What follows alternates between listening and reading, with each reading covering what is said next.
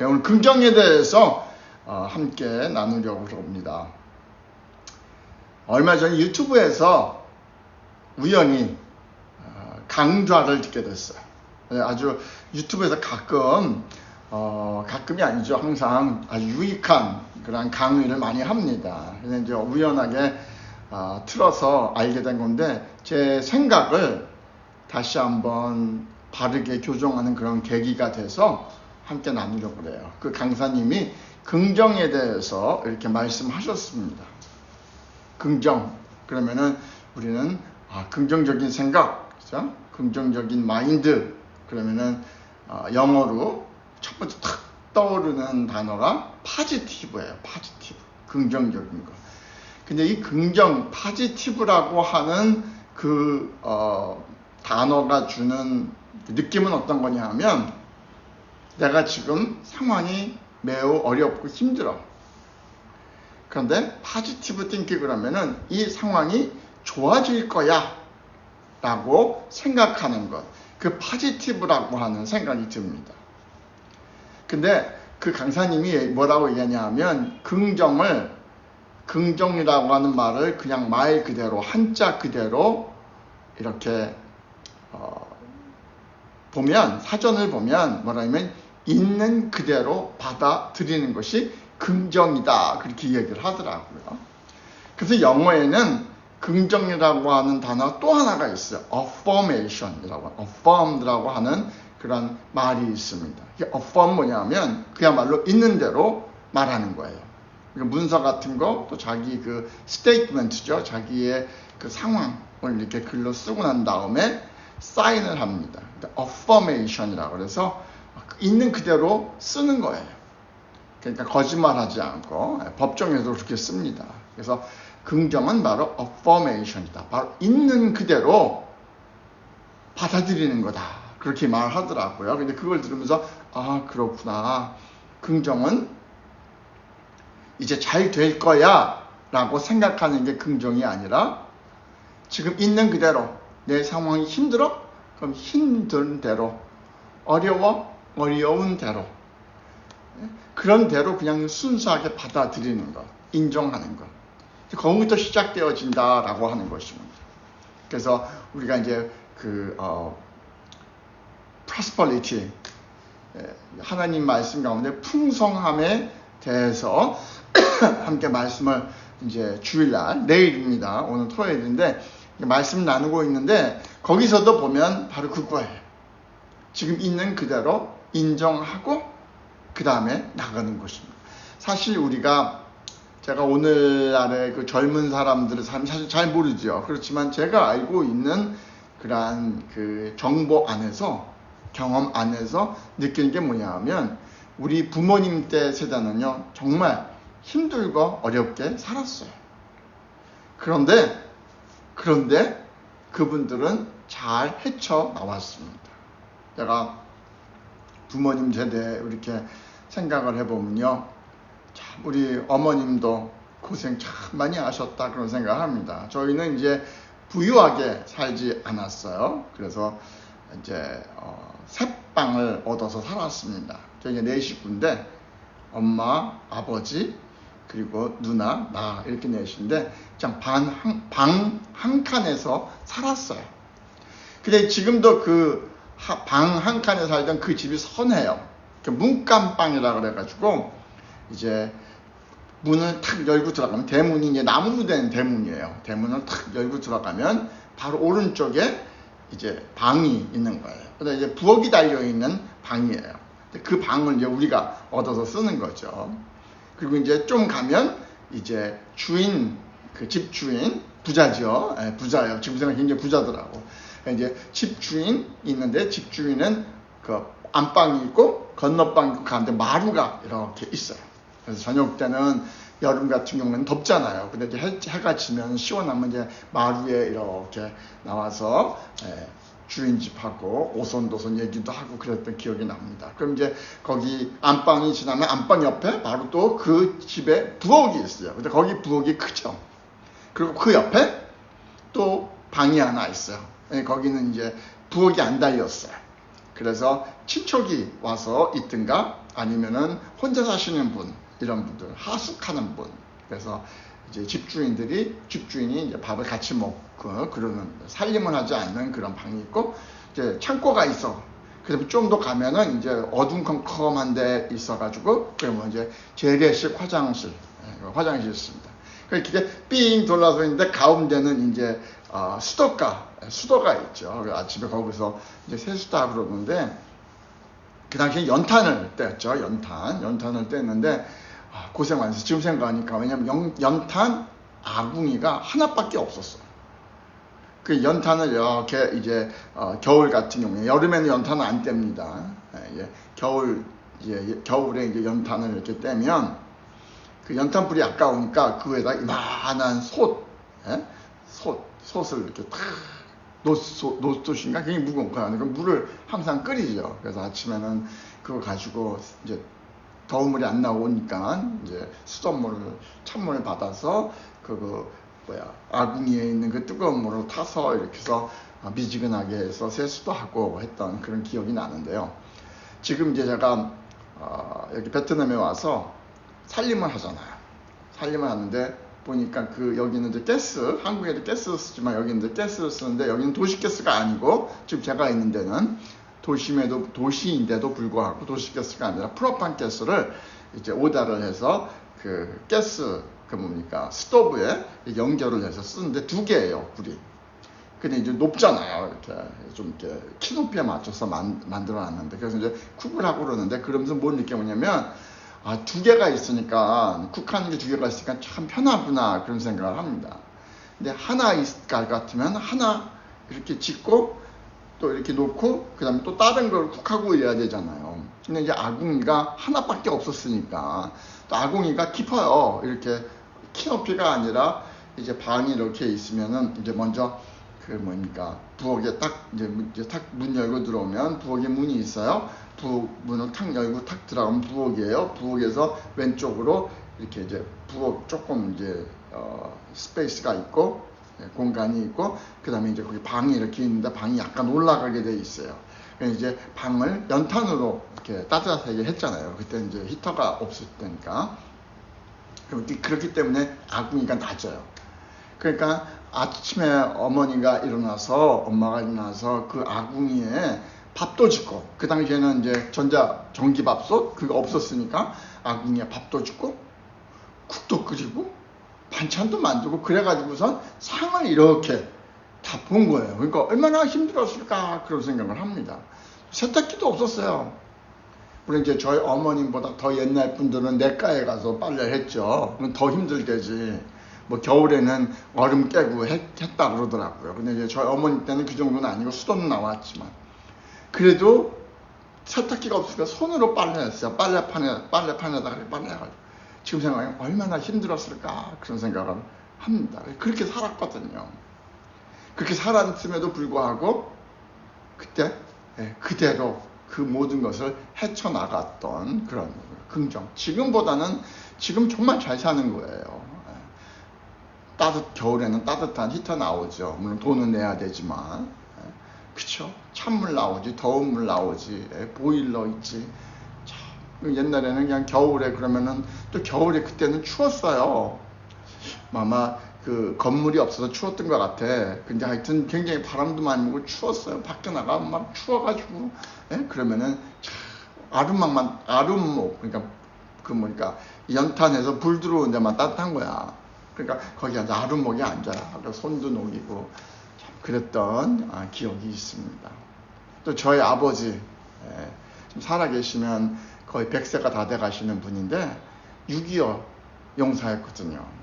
근데 얼마나 힘들었겠어요. 태어났을 때 일제시대 때 태어난 거예요. 그죠? 일제시대 때 태어나가지고 18살인가 이렇게 해방이 됐대요. 그래서 조금 있다가 6.25 전쟁 나가가지고 군대에 갔어. 육군에 갔어. 그래가지고 저희 아버지가 육군 참정 용사예요. 그래서 이번에 제가 한국에 가서 거소증을 만드는데, 제가 미국에 있으니까 미국에서 그 범죄 기록을 가져와야 되는데, 퍼스트 U 하는 걸 하는데 그거 하면 시간이 상당히 많이 걸리더라고요. 그런데 봤더니 유공자 자녀는 그거 없어도 된대. 그래가지고 저희 아버지 육군 참전 거 가서 보훈청에 가가지고 그 서류 쪄가지고 했는데 얼마나 이익을 받는지 시간을 세이브했는지 정말 감사해요. 우리 아버지 돌아가셨지만 우리 아버지 계실 때는 어려운 시절을 지났고 6.25를 지났잖아요. 근데 우리 아버지가 6.25 때 그 전쟁에 나가가지고 아주 좀 심각한 그런 경험을 하신 것 같아요. 그래서 잠을 자면 잠꼬대를 그렇게 하셨어요. 근데 그 잠꼬대가 지금 생각하니까 그런 거지. 그때는 어렸을 때는 몰랐지. 아버지가 잠꼬대가 무서워가지고. 근데 막 신음소리 막 이런 걸 하세요. 이제 지금 생각하니까 6.25 때 전쟁에 처참한 거를 경험하면서 아마 그랬던 것 같아요. 그래서 막 옛날에 영화 같은 거 보면은 이제 6.25 때가 아니라 월남 전쟁 참전했던 용사들이 와서 그 정신적으로 패폐해져 가지고 사회생활 적응 못하고 막 그랬는데 6.25 때는 더 했다 그러더라 우리 아버지가. 근데 그럼 우리 아버지도 좀 적응을 못한 것 같아. 그래서 6.25 났지요. 뭐 4.19, 5.16 뭐 모든 걸 다 겪고 그러고선 그랬던 그 세대 사람 얼마나 힘들었을까. 그러면 그거에 비하면 지금 너무 좀 좋아요. 물론 이제 기회가 없는 건 또 있죠. 잡이 없고 또 이제 시대가 너무 많이 바뀌어가지고 제가 그런 생각합니다. 저희는 이제 거의 다 살았으니까 이제 앞으로 세대 좀 참 힘들겠다 그런 생각을 합니다. 너무너무 아주 급변하는 거죠. 그래서 옛날에는 저축이 미덕이었다고 하잖아요. 돈을 저축하고 그죠? 월급 받으면 저축 먼저 하고 그랬는데 이제는 캐시를 가지고 있으면 손해라고 그러더라고요. 그래서 또 이제 다음 세대들도 지혜롭게 잘 헤쳐나가겠지만 어쨌든 우리 상황 그대로 긍정적으로 받아들이는 거, 바로 긍정 있는 그대로 받아들이는 거, 거기부터 시작을 한다는 거예요. 그러니까 우리가 이제 기독교에서는 소망이라고 그럽니다. 소망. 희망하고 소망하고 다르다고 그래요. 희망은 그냥 바라는 거지만 소망은 대상이 있다고 얘기해요. 대상이 우리는 하나님이죠. 사실 이 땅에서는 소망이 그렇게 많이 없을 수 있어요. 과거에는 정말 너무 삶이 힘들고 어려워가지고 천국에 소망을 두고 살았어요. 그래가지고 그때 신앙들이 참 좋았어요. 그런데 이제 지금은 육체적으로는 참 편합니다. 육체적으로는 참 편한데 소망이, 그러니까 희망이 소망, 대상이 없는 거죠. 그래서 소망이 사라진 그러한 모습. 그래서 소망, 믿음은 소망이다라는 거죠. 이 땅에서는 사실은 별 소망이 없는 거예요. 희망이 별로 없습니다. 그냥 하루하루 감사하면서 사는 거죠. 그러다 보면 이제 좋아집니다. 사실 인생이 별거 아니다 그런 생각을 합니다. 젊었을 때는 나름대로 꿈이 있어가지고 꿈을 이루기 위해서 아주 열심히 그렇게 살았고요. 그 다음에 어렸을 때는 무슨 생각을 했냐면 실력이 없어서 실패하는 줄 알았어요. 그래서 나름대로 성공적인 삶을 살기 위해서 애썼습니다. 왜냐하면 실패하면 실력이 없는 거니까. 그래서 나는 실력이 있어.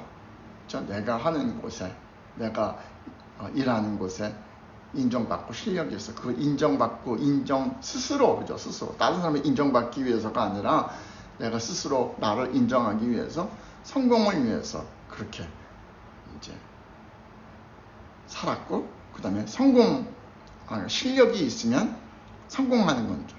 그러니까 실력이 없으면 실패하는 줄 알았어. 근데 그렇지 않더라고요, 인생이. 실력이 있어도 성공하지 못하는 경우도 많아요. 실력이 그냥 빛을 못 보고 그냥 사그러드는 게 얼마나 많은지 모릅니다. 저희 아버지가, 제가 어렸을 때는 저희 아버지가 이제 세상적으로 보면 성공을 하지 못한 분이에요. 그런데 이제 그래서 이제 아버지 벌써 성공하지 못했기 때문에 조금 이제 아버지에 대한 불신이 좀 있었어요. 근데 우리 아버님이 하시는 말씀이 뭐였냐면 사람은 시대를 잘 만나고 다 태어나야 된다 그런 얘기를 하더라고요. 근데 사실 그때 그 이해를 못했어. 근데 이제 우리 아버지 이제 나이가 들어서 아버지의 삶을 이렇게 돌아보면 그저 우리 아버지 시대를 잘못 맞고 태어난 거예요. 그 시대 어쩔 수가 없는 겁니다. 저희 아버지가 이제 뭐 좀 부잣집 그 도련님으로 살다가 이제 이북 사람이에요. 전쟁이 나서 이제 뭐 6.25도 하고 다 이남으로 이제 피난 오고 이남으로 피난 오고 잘한 거죠. 피난 오고 이제 그래서 살게 되었는데 저희 아버지가 운동을 좋아했대요. 공부는 별로 안 하고 그래가지고 운동을 잘했다 그러더라고요. 그러면서 이제 저희 아버지 때는 운동하면은 이렇게 생활이 안 됐대요. 벌어먹고 살기가 힘들었대. 지금 운동만 잘하고 열심히 해도 뭐 굉장히 잘 살 수 있잖아요. 그러면서 늘 하는 말이 시대를 잘못 태어나서 내가 지금 이때 태어났으면 좀 그래도 괜찮았을 것인데 그죠? 그렇다라고 얘기하는데 지금 돌아보니까 그 말이 맞는 것 같아요. 시대. 그래서 우리가 좋은 시대, 좋은 사람 만나고 하는 거. 그래야지 되는 거다. 그래서 이제 성공을 해도 그걸 알면 겸손해지는 거죠. 왜 겸손해지느냐? 내가 잘나서 된 게 아니거든요. 진짜 인생 그 성경에 보면 그 농사 짓는 비유를 많이 하잖아요. 제가 농사는 안 지어봤지만 농사를 이렇게 지으면 사실 농부가 하는 거는 30%밖에 안 된다고 그럽니다. 물론 이제 시간에 맞춰서 뭐 한국 같은 모를 내잖아요. 모를 내서 이렇게 심어야 되고, 그러니까 모를 내서 심어야 되고, 또 뭐 이렇게 해야 되지만 그러고 나면 30%밖에 안 된대요. 70%는 정말 하늘이 해줘야 된다고 그럽니다. 그래가지고 비도 내리고 바람도 불고 햇빛도 쏘고 이게 다 해야지 된다. 그래야지 된다는 거예요. 근데 우리 인생도 똑같은 거죠. 물론 우리 열심히 해야 되지만 열심히 한다고 다 되는 게 아니다라는 거. 자, 때가 맞고 진짜 잘 발걸음이 인도되고 그래야지 잘 돼. 그러니까 잘 돼도 절대로 교만해지지 않는 거예요. 겸손해요. 내가 이렇게 된 거, 나 혼자 잘나서 된 거 아니다. 감사합니다. 사실 제가 이제 목사였기 때문에 성도들한테 사랑을 좀 많이 받았어요. Hi, nice meeting you. 사랑을 많이 받았는데 제가 아는 게 뭐냐면 제가 사랑받은 게 예수님 때문에 사랑받은 거지. 내가 잘나서가 아니다. 자기가 잘나서 그렇다. 넘어지는 겁니다. 그래서 교만하면 넘어지면 선봉이다 라는 말씀이죠. 교만하지 말아요. 그리고 옛날에는 진짜 실력이 없었으면 잘 안 되는 줄 알고 누가 좀 실패하면 실력이 없어서 그랬지. 특별히 저희 아버지 같은 경우에 실력이 없어서 그랬지, 우리 아버지. 근데 그게 아닌 거예요. 그래서 제가 실패한 사람들, 뭐 실패했던 사람, 사실 실패는 없죠, 인생에. 열심히 더 사신 거죠. 그런 분들, 뭐 세상적으로 성공하다 성공하지 않아도 존경합니다. 인생은 참 아름다운 것이에요. 그래서 우리가 있는 대로 받아들이는 것이 바로 긍정이다 라고 하는 걸 제가 깨달았습니다. 그래서 바로 인정하고 그리고 받아들이고 사람은 또 잘 적응하게 되어 있어요. 제가 이제 베트남에 왔는데 사실 미국보다 환경이 안 좋아요. 그런데 이제 좀 1년 정도 넘게 사니까 아주 익숙해졌어요. 사람은 적응하면서 살 수 있습니다. 그러니까 긍정 그대로 받아들이고 겸손하게. 그리고 이제 우리가 말씀을 보면 하나님이 때가 있다는 거예요. 하나님이 때를 기다리는 그런 지혜.